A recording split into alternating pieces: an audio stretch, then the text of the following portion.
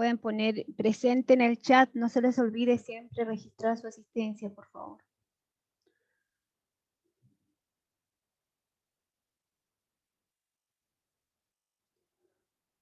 Ahí están llegando más compañeros. Bien, entonces teníamos un corolario. Este es uno de los últimos que vimos, que dice que si P es un número primo y además P divide a un producto de números enteros, entonces este número primo debe dividir a alguno de sus factores, al menos uno de sus factores. Y esta propiedad se cumple para todo n, es decir, para cualquier cantidad de factores que ustedes hayan tomado. Nosotros demostramos esto. Ahí está listo. Aquí no me está. Ahí sí. Y teníamos esta tarea, que es la demostración de este corolario. Ponemos demostración. Este corolario dice que si ustedes tienen un primo P y tienen aparte de él n primos, que los etiqueta de esa manera, P sub 1, P sub 2, etc. Si todos ellos son primos y además el primo P divide el producto de estos, entonces P es igual al menos a uno de esos factores, ¿ya? Y eso se escribe simbólicamente como P es igual a P sub I para algún I que varía en el conjunto de 1 a n. Y esta propiedad se va a cumplir independientemente de la cantidad de primos que ustedes tomen. Eso se va a cumplir. La tarea era demostrar, y les dije que la demostración se hacía por inducción. Inducción sobre n, ¿cierto? ¿Quiénes hicieron esa tarea?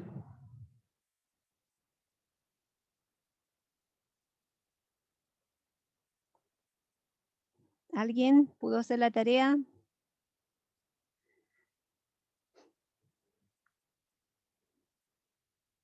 ¿No? Profe, yo lo intenté, pero no pude hacerla. Ya. No la logré Pero al menos resolver. intentaste. Muy bien. ¿Alguien Yo, más? profe, yo la hice. Sí, Felipe, sí, tú de hecho me comentaste sobre tu idea. ¿Alguien más?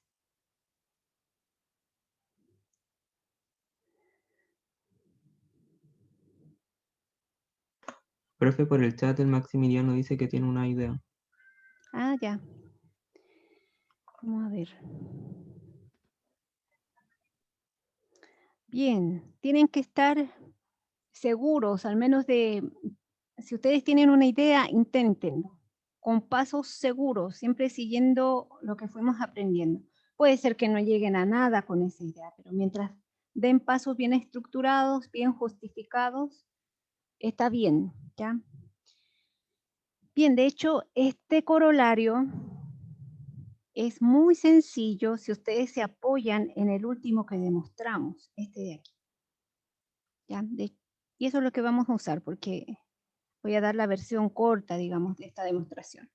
Si estamos trabajando por inducción, entonces estoy verificando el paso cuando n es igual a 1. ¿Ya? Si n vale 1, eso significa que el enunciado del corolario queda así. Si el primo P divide a un solo primo P sub 1, entonces yo debería concluir que este primo P es exactamente igual a P sub 1. Y esto se cumple. ¿Por qué se cumple? ¿Quién me puede ayudar a argumentar esta afirmación?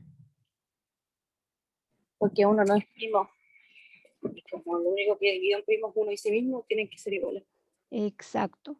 Como yo estoy trabajando con P', P sub 1', y los primos tienen la propiedad de que sus únicos divisores son el 1 o el mismo, significa que el P tiene que ser P sub 1, no hay otra opción, ¿ya? Desde la premisa o desde la hipótesis de que estoy trabajando con primos. Bien, esta parte está lista para n igual 1, no hubo problemas. Ahora vamos a formular la hipótesis de inducción, es decir, n igual a k. Vamos a suponer cierta esta afirmación, es decir, que si P divide a k factores, es decir, P sub 1 por P sub 2, etcétera, donde todos ellos son primos, esto es acá. Entonces, vamos a asumir, ¿cierto? Que P debe ser igual a P sub I para algún I que pertenece al conjunto 1, 2, hasta acá. Bien, esta es la hipótesis de inducción. Ahora voy a trabajar con n igual k más 1. Bien. Para esto tengo que suponer, ¿cierto? Supongamos que P divide a K más un factores, es decir, P sub 1, P sub 2, P sub 3, hasta P sub K por P sub K más 1. Si yo supongo esto, y además yo divido, ¿cierto? Tengo que ser súper inteligente aquí para poder usar la hipótesis de inducción. ¿Qué me decía el corolario anterior? Cuando tú estás en esta situación, entonces puedes concluir, por corolario anterior, que P va a dividir alguno de estos factores a P sub I para algún I en 1, 2, hasta K más 1, ¿cierto? Vamos a poner para que se note estos índices K, K más 1. Bien, ahora uso el mismo argumento. Si P divide al primo P sub I, eso significa que tiene que ser igual a P sub I. Y esto está pasando. De hecho, no. Es tan inmediato, es tan, ¿cómo decir? El corolario anterior está tan relacionado con esto que podemos demostrarlo sin usar la hipótesis de inducción. ¿Bien? Porque no la usamos aquí. Para algún I, de 1, 2, hasta K, K más 1. Aquí hay una sutileza en este conjunto. Aquí se está manejando la hipótesis de inducción hasta acá y nuestra demostración en realidad afirma lo mismo, pero el conjunto donde varía el I, ahí está la diferencia, ¿cierto? Entonces, una vez que demuestro esto, concluyo, por tanto, bueno, directamente aquí termina la demostración. Está listo. ¿Bien? ¿Alguna pregunta hasta aquí? Antes de pasar al otro tema que tenemos que ver.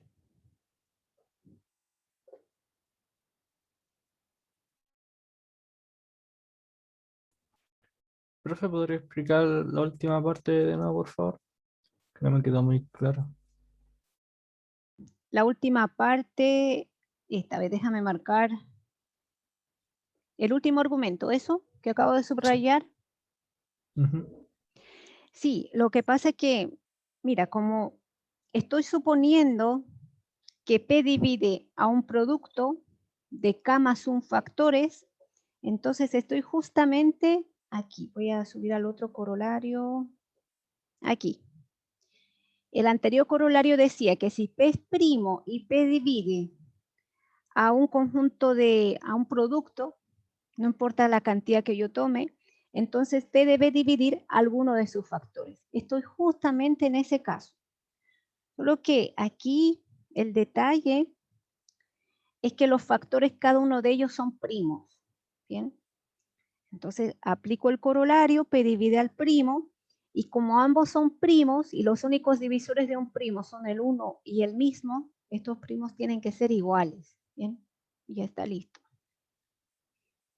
Que de hecho esto podríamos haber demostrado sin inducción. Queda tan directo. Sí, hay una demostración directa sin inducción. Este último paso que escribimos es la demostración del corolario. ¿Sí? ¿Aclaré un poco, Maximiliano? Sí, profe, muchas gracias. ¿Ya? ¿Alguna otra duda? Mi duda era la misma o sea, es la misma que Maximiliano. ¿Ya? Se me escucha así. Sí, sí. pero no me quedó claro, la verdad, con lo que dijo usted. Ya. Vamos a volver. Déjame terminar de escribir esto. Bien, el primer argumento que usamos es hipótesis de inducción, ¿cierto? Verifiqué para n igual 1, para n igual k, y resulta que cuando estoy en el paso n igual k más 1, no me es necesario, o sea, usando el corolario anterior, no me es necesario usar la hipótesis de inducción. Y eso significa que esta demostración se puede demostrar directamente. Me olvido del argumento de hipótesis de inducción, voy a escribir con azul, ¿ya? Y aquí, yo puedo decir simplemente,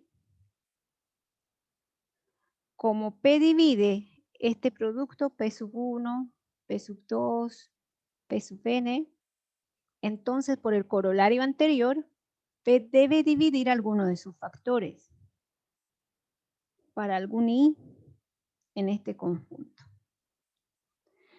Y bajo el argumento de que ambos son primos, yo puedo concluir directamente, sin dar más vueltas por inducción ni nada, que estos deben ser iguales. Si divide P a P sub i, tienen que ser iguales. Y para algún i que varía entre 1 hasta n. Eso que acabo de escribir con azul es la demostración. Ah, ya. Gracias, sí? profe. Ya. Sí, ahora sí, gracias. Ok. Y bueno, esa parte que ese intento de demostrar por inducción no lo voy a borrar porque es un intento válido. O sea, si alguien quiere realmente continuar con este argumento, hágalo. Está bien, es una buena demostración. Un poquito más larga, pero está bien. Bien, de otra cosa que quería hablarles en esta clase, en el tiempo que nos queda, es sobre el algoritmo de la división. Este material se entregó como clase asincrónica. Y yo les di un ejercicio el viernes para medir un poquito cómo se asimiló ese contenido. Y creo que todavía falta profundizar un poco. Entonces, preparé aquí un resumen de lo que tienen que saber. Vamos a escribir. Antes de hablar sobre el algoritmo mismo, o sea, los pasos que uno tiene que ir siguiendo para hallar el máximo común divisor y su descomposición, etcétera, tenemos que recordar y tener clarito algo. Vamos a poner recordar. En la clase que nosotros definimos el máximo común divisor, hicimos un análisis bien detallado, ¿cierto?, de la definición. El máximo común divisor es el máximo del conjunto de los divisores comunes que tiene A y B, etc. Y nos dimos cuenta de que el máximo común divisor entre A y B es igual al máximo común divisor entre B y A. Y a su vez siguen esta cadenita de igualdades.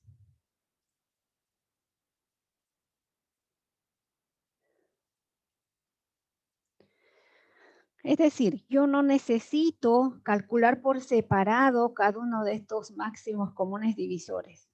Si yo le doy vuelta a, B y estudio B, A, o si cambio el signo a o a B o a ambos, voy a obtener exactamente el mismo número, el mismo máximo común divisor. Bien. Entonces, ¿para qué me voy a inventar varios procesos? Si basta con considerar, luego, bastará analizar el caso cuando tenemos esto.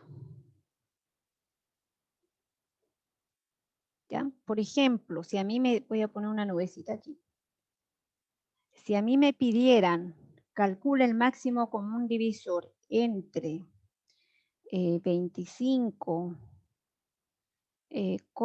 menos 103, no me voy a complicar la vida, voy a ordenar esto, porque esto es lo mismo que calcular el máximo común divisor entre 103, voy a poner el mayor con signo positivo, 25. Es lo mismo. ¿Y por qué lo ordené así? Para estudiar un solo proceso, para que todo se resuma en este caso. Bien, entonces siempre podemos asumir que si estoy calculando un máximo común divisor entre A y B, el A es mayor a B y ambos son positivos. Siempre puedo asumirlo. ¿Están de acuerdo todos? Sí, profe. Ya, eso tiene que estar bien clarito. Ahora, ¿qué me dice el algoritmo?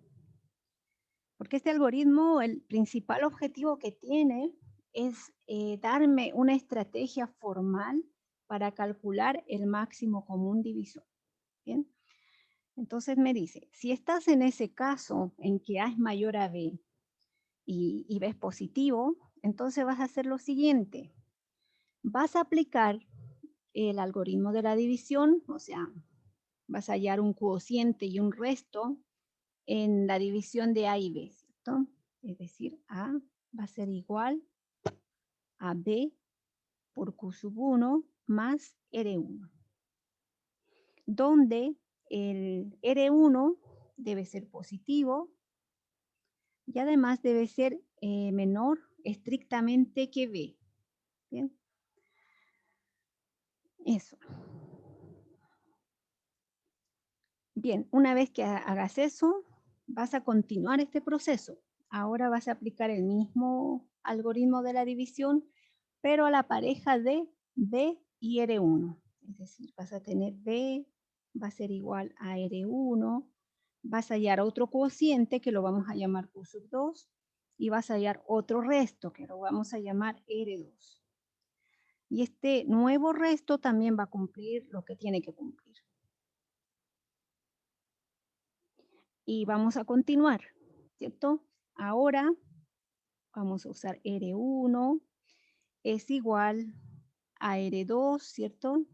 Vamos a hallar un tercer cociente, Q sub 3, más, vamos a hallar otro resto que le llamamos R3, donde este resto también cumple esas condiciones. Y así sucesivamente. Vamos a repetir este proceso. ¿Hasta dónde? ¿Hasta cuándo vamos a repetir?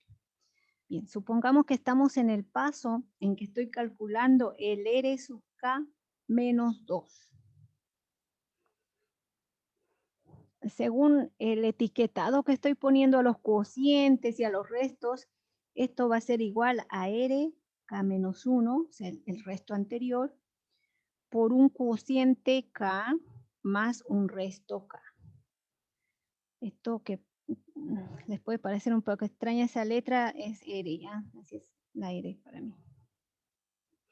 Donde el RK se está moviendo así. Ustedes pueden escribir con mayúscula el R, es al fin y al cabo un símbolo. Bien, Pero, profe, ¿sí? o sea, no sé si me estoy adelantando, creo que sí, que yo creo que al final, o sea, cuando ya se termina, tiene que ser, o sea, en este caso, RK tendría que ser igual a 0, Sí, ¿verdad? este es justo el último paso que voy a escribir. ¿Ya? Cuando tú tienes el RK menos 1, esto va a ser RK por un cociente K más 1 más 0. Ahí se va a acabar todo. Bien, en realidad ustedes toman los dos números, pueden ser unos números muy chicos, muy grandes, tener muchos divisores. La cantidad de restos que ustedes van a calcular depende mucho de eso, de cuán grande es el número o cuántos divisores tiene en realidad. Esa ahí va a ser crucial, porque puede ser un número súper grande, pero ser primo. Entonces no les va a dar tantos pasos. Bien. Lo cierto es que ustedes hacen esta secuencia de cálculos hasta tener resto cero. Bien. Ahora vamos a analizar. ¿Para qué me está sirviendo esto? Como ustedes ya leyeron esta parte, sé que me están siguiendo, ¿cierto? Fíjense en la última igualdad. ¿Qué podemos decir de la última igualdad? Esta que voy a encerrar con azul.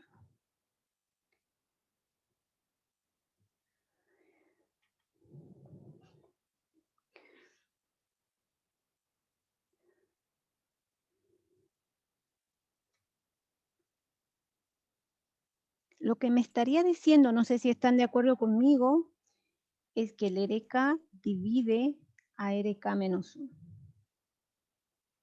¿Cierto? Eso es lo Sí, que profe. Sí, profe. ya. ¿Y eso para qué me sirve? Bueno, resulta que si eso pasa, entonces el RK va a ser justamente el máximo común divisor entre RK y RK menos 1.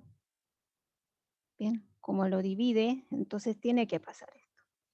Ahora, yo puedo decir, bueno, pero si el RK divide a RK menos 1, o sea, lo divide a este, y obviamente divide RK, va a dividir a RK, o sea, a él mismo, también va a dividir a esta combinación.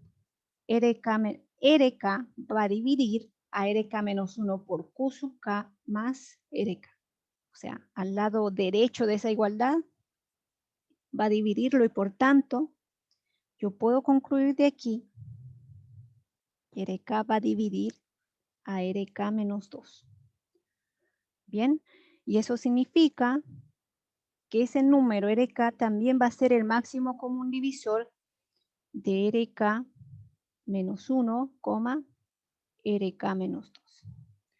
Y si yo voy usando así, reiteradas veces hacia atrás en forma regresiva, lo único que voy a obtener es que RK resulta siendo el máximo común divisor de todas esas parejas, hasta llegar a R1, R2, B con R1 y finalmente A, B. O sea, ese último resto, RK, no solamente es el máximo común divisor entre A y B, es el máximo común divisor de todas esas parejas. Bien. Vamos a ver esto en un ejemplo más chico, no un ejemplo numérico, un ejemplo más chico nada más. Entonces veamos ejemplo. Vamos a imaginar que yo tengo números A, B, de tal forma que si yo aplico este proceso, voy a tener esto. R1 Q sub 2 más R2, R1 igual R2, Q sub 3 más 0. Es decir, que el proceso terminó ahí, bien rápido. Bien. Entonces, lo que yo acabo de observar en este ejemplito, así donde se acaba rápido el algoritmo, significa que el R1 vendría siendo el máximo común divisor entre R1 y R2, y además vendría siendo el máximo común divisor entre B, R1, y además el A, B. Y aquí se ve como fácil, ¿cierto? El R2 en este caso, aquí, R2 divide R1, y como el B es combinación del R1 con el R2, obviamente, aquí estoy haciendo algo mal. Voy a escribir bien.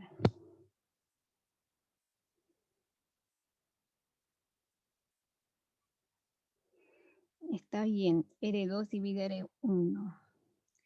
Y además, no, aquí es lo que está mal. Seguramente me lo iban a decir, ¿cierto? Estaban a punto de corregirme. Bien, esa última igualdad significa que R2 divide R1 y es por eso que el máximo común divisor es R2, no R1. Justo el que está en esta posición antes del resto 0. Ese es el máximo común divisor. Y como R2 divide R1 y R2, obviamente va a dividir a B. Por tanto, tengo esto, ¿cierto? Y por el mismo motivo, como R2 divide R1 y B, entonces R2 va a dividir a A. Y así tenemos esto. Como una consecuencia, una después de la otra. Y no solo eso, no solo esa observación. Yo puedo, en este ejemplo, despejar los restos que están aquí, en esa posición. Vamos a hacer eso. Pero déjenme hacerlo de este lado, para que puedan visualizar todo. Si yo despejo R1, voy a tener que esto es igual a A más B por menos Q sub 1. ¿Están de acuerdo con eso? Tienen que estar súper convencidos, chiquillos. Díganme. Entonces,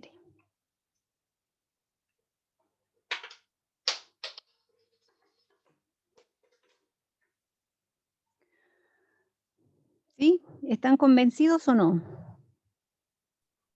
Sí, profe. Sí, profe. Sí, ¿cierto? Bien, ¿por qué estoy haciendo esto? Porque fíjense, si yo voy haciendo esta sustitución, entonces yo puedo decir, por ejemplo, que R1 se escribe como combinación de A y B.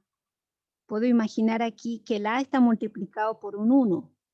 A ese 1 le puedo llamar X y a esto que está multiplicando el B le llamo Y. ¿Qué es lo que acabo de observar?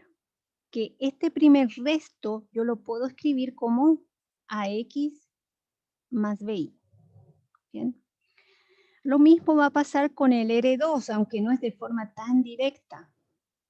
Yo tendría que reemplazar algo aquí, ¿cierto? Vamos a ver las cuentitas que hice. Tendría que reemplazar el R1 aquí, en esa parte, ¿cierto? La primera igualdad ahí. Y tendría R2 es igual a B más A por 1 más B por menos Q sub 1, todo eso por menos Q sub 2. ¿Bien? ¿Por qué estoy haciendo todo eso? Estoy tratando de escribir R2 como A por algo más B por algo. Entonces voy a hacer este desarrollo. Esto es B más A por menos Q sub 2 más B por menos Q sub 1 por menos Q sub 2, es decir, B por Q sub 1, Q sub 2. Ahora, voy a dejar el A multiplicado por el menos Q sub 2 y el B lo voy a factorizar. Esto es 1 más Q sub 1, Q sub 2. Entonces lo logré, ¿cierto? Este le voy a llamar un X y este lo voy a llamar un Y. Y lo mismo, acabo de demostrar de que el R2 lo puedo escribir como AX más BY. Bien. Entonces, si yo tuviera, recuerden que esto es para este ejemplito nada más, donde yo encontré resto cero en 2 pasos. Si yo tuviera un número A y B de tal forma que aplico el algoritmo y hallo resto cero, no sé, en 10 pasos, entonces yo siempre voy a poder escribir cada uno de los restos como combinación de A y B. Puede ser que, claro, tengo que hacer sustituciones, ¿cierto? Puede ser que me dé un poco de trabajo, pero siempre lo voy a poder hacer. ¿Están de acuerdo con eso?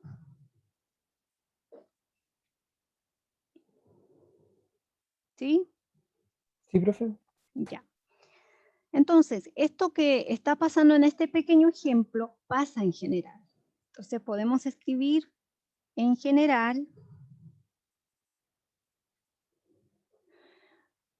Nosotros podemos definir unas variables auxiliares que las vamos a llamar XY y sub Y.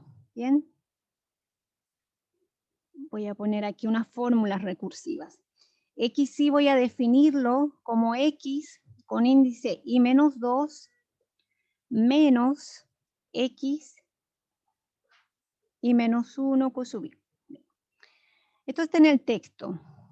¿Ya?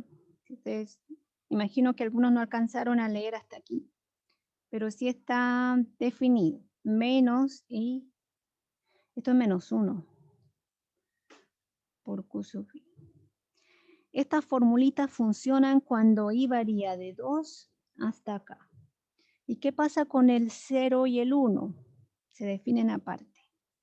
X0 es 0, Y sub 0 es 1, X1 va a ser 1 y el I sub 1 va a ser menos Q sub 1. Bien. Si yo defino de esta forma, de forma recursiva, aquí está implícito esas sustituciones que yo hago cuando descompongo los restos como combinación de A y B. Están implícitos. Y yo puedo afirmar el siguiente teorema.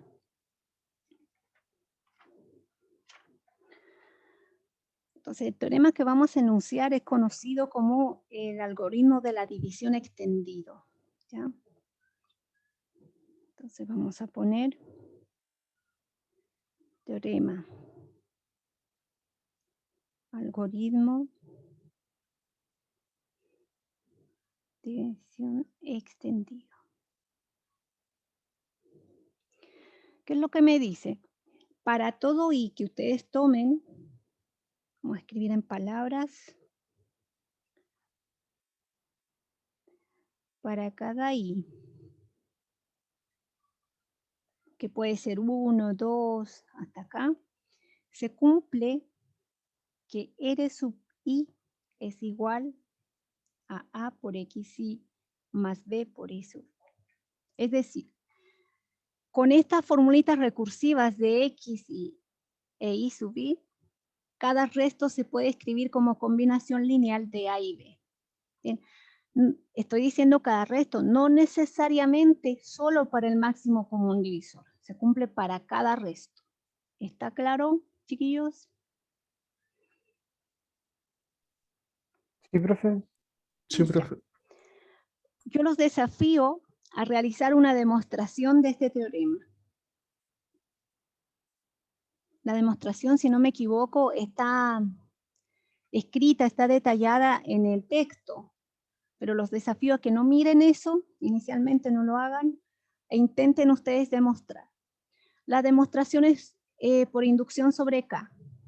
Bien, entonces vamos aquí a dar unos pincelazos de lo que es la demostración. Los detalles se los dejo a ustedes. Se define obviamente el conjunto S, que consta de los I que pertenecen a N. Voy a llamar N sub K al conjunto que consta del 1 al K. ¿Ya? Enseguida vamos a escribir esto. Esto tal que se cumple la fórmula, ¿cierto? Que el R sub I es igual a AXI más BI sub I. Bien, donde esta es pura notación la que estoy escribiendo. NK es justamente este conjunto. Hasta acá. Bien.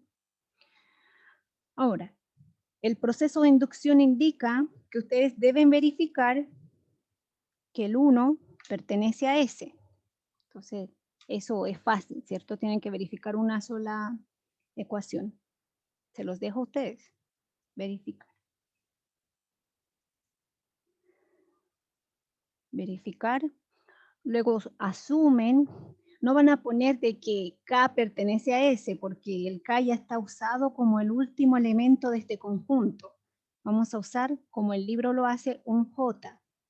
Asumimos que J pertenece a S. Esta va a ser nuestra hipótesis de inducción, ¿cierto? Y claro, ustedes tienen que interpretar qué significa que J pertenezca a S. Eso significa que RJ, ¿cierto? Se puede escribir como AXJ más B y J. ¿Bien? ¿Qué es lo que deben demostrar? Ese es el desafío. Tienen que demostrar de que J más 1 también pertenece a S. ¿Bien? Esto es por demostrar. En otras palabras, tienen que demostrar de que RJ más 1 es igual a A por XJ más 1 más B por I J más 1. Eso es el trabajo que les dejo. No va a ser difícil si ustedes tienen clarito a qué es igual esto, de acuerdo a las fórmulas recursivas que dimos antes. ¿Bien? Entonces, terminar esta demostración, tarea.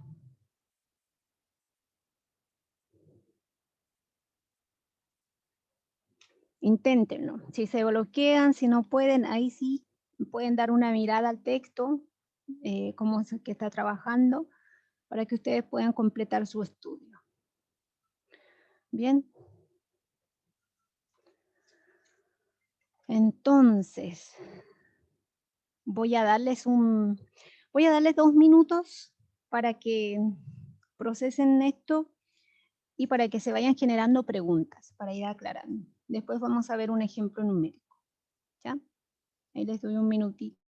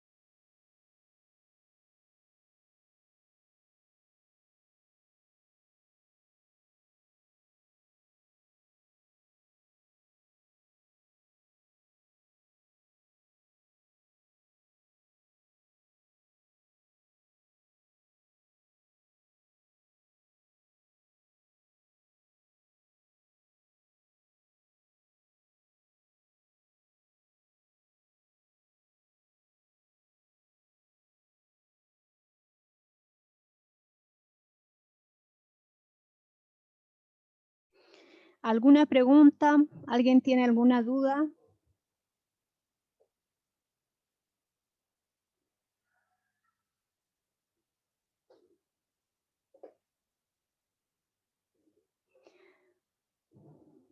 Bien, si nadie tiene dudas, yo voy a dar por avanzado el algoritmo de la división generalizado, que es este teorema, ¿ya?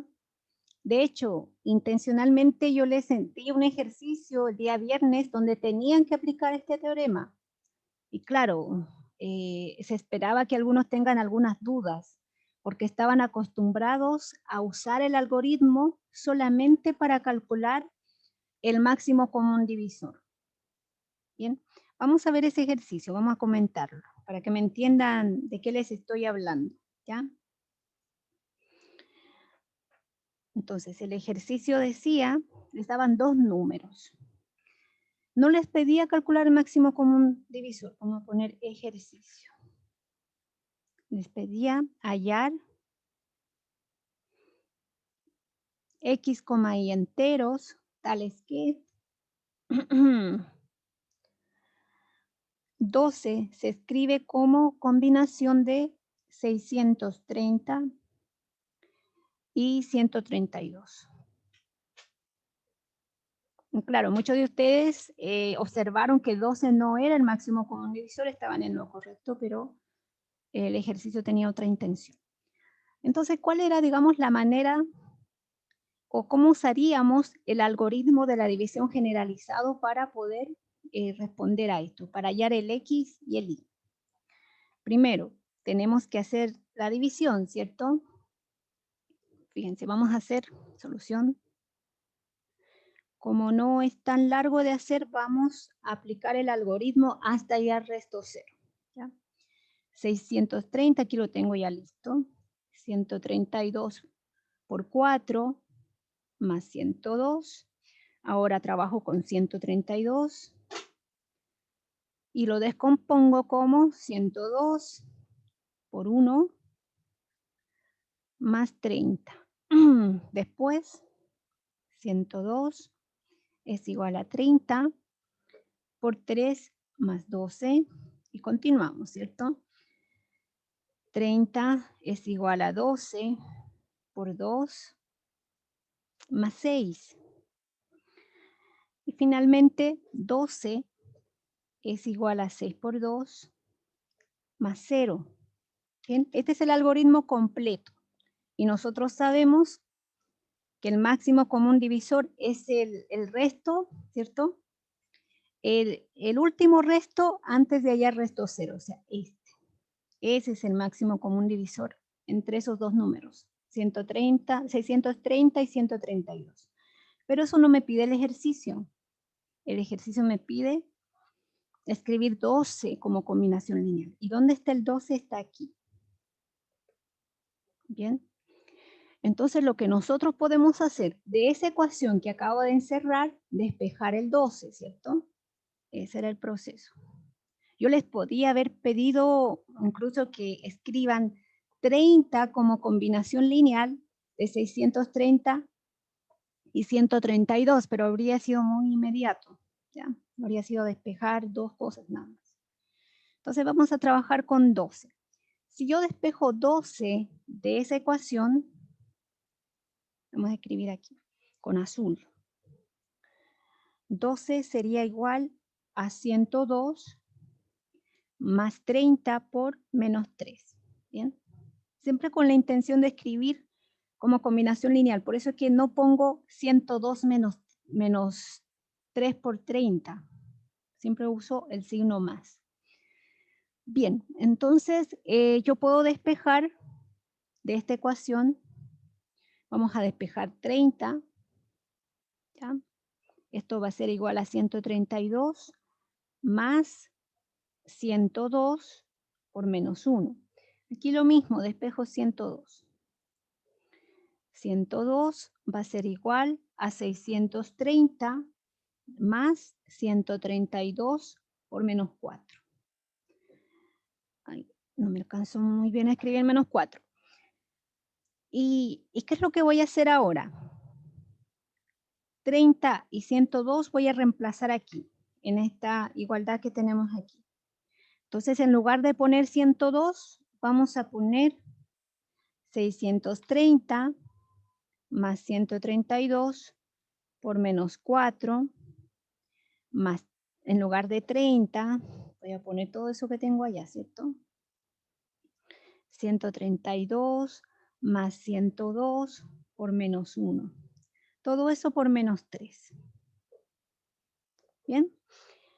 Y las expresiones que yo no puedo simplificar ni cambiar son estas. 630 y 132.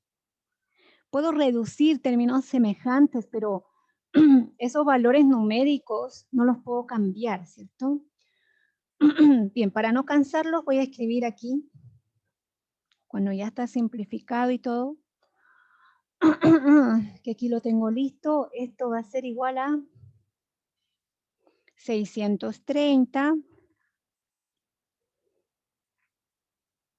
Bueno, aquí vamos a hacerlo mejor, porque me complica más copiar que calcularlo directamente. Aquí tenemos 132 por menos 4. Aquí voy a multiplicar menos 3, voy a tener más 132 por menos 3, más 102 por 3, ¿cierto? Porque menos por menos es más.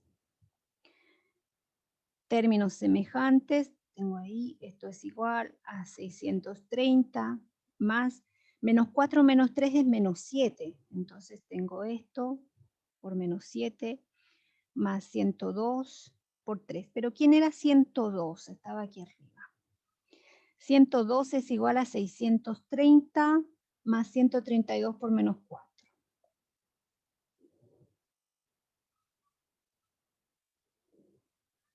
Eso lo copio igual. 630 más 132 por menos 4. Esto por 3, ¿cierto? Por este 3 que está aquí se mantiene ahí. Ahora voy a continuar con los cálculos. Esto es igual a 630 más 132 por menos 7. Multiplico el 3, tengo 630. Déjenme escribir bien que esto parece 6.000. 630 por 3 más 132. 3 por 4, 3 por menos 4 menos 12. Ya casi terminamos. Esto es 630 por, aquí tengo 1, ¿cierto? Aquí tengo 3. Sería por 4. más 132 por menos 7 menos 12 menos 19. Y ahora sí terminamos, ¿cierto? No era así súper inmediato, pero sí se podía. Lo que acabamos de demostrar es que 12 se puede escribir como 630 por 4 más 132 por menos 19. Y por tanto, los valores de x, x e y que estaba buscando son x igual a 4 y igual a menos 19. Bien, ¿alguna pregunta hasta aquí?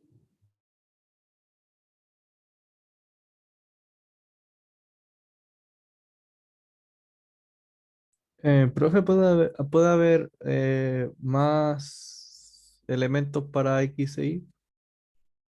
Por ejemplo, si yo llegué al mismo resultado, pero con otro X y con otro Y, ¿sería incorrecto o correcto? Es que eso, mira, tiene que ser necesariamente esto. Si tú reemplázalo, pues mira, si yo calculo 630 por 4 más, esta expresión me va a dar justo el 12. Los valores que tú tienes, ¿lo calculaste? ¿Lo verificaste? Sí, déjeme revisarlo de nuevo, por si acaso. Tienes que revisarlo. A partir de ahora, siempre se va a poder pedir un resto como combinación lineal del A y el B que se les entregue. Algo que no deben olvidar es que puede ser que se les pida calcular el caso en que A es negativo y ahí ustedes tienen que usar la observación del inicio. Cuando les pidan calcular máximo común divisor, es lo que quiero decir, ¿ya?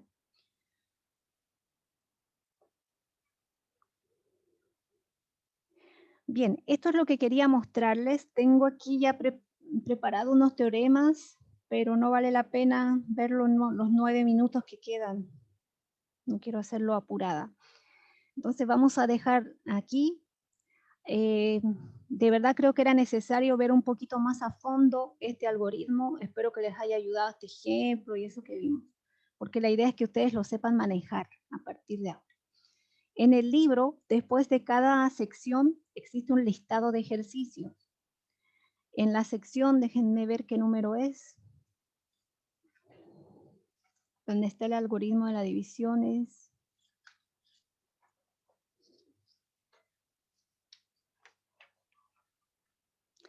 2.3. Ustedes vean los ejercicios numéricos correspondientes a la sección 2.3 y les van a pedir cosas parecidas a esta. Pueden ir practicando para hacerse expertos en este algoritmo. Bien. Eso, chiquillos, voy a detenerme por aquí. Mañana continuamos con más propiedades de máximo común divisor y números primos. Pero además, mañana vamos a definir el mínimo común múltiplo y vamos a ver, estudiar unas pocas propiedades y ya vamos a ir pasando a la parte más interesante de teoría de números cuando empecemos a definir congruencias, ¿ya? Espero hacer eso la próxima semana. A todo esto, déjenme parar la grabación.